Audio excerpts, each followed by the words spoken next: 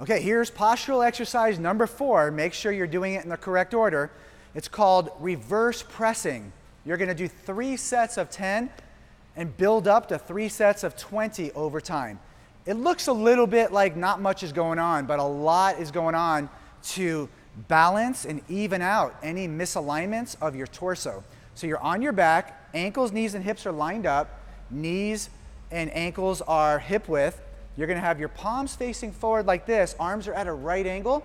Make sure your elbows are in line with your shoulders. So your arms aren't high, rotated up, and they're not down. They're straight out just like she has. Perfect right angle.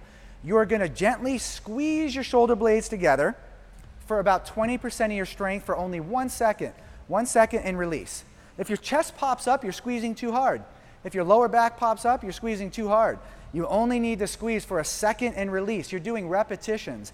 And what you're doing is you're firing your postural stabilizer muscles in your torso in the proper alignment so that you can take away any rotation that's going on in your torso, line up your body better with gravity, and ultimately you're getting pain-free in your neck and back with better alignment and muscle balance.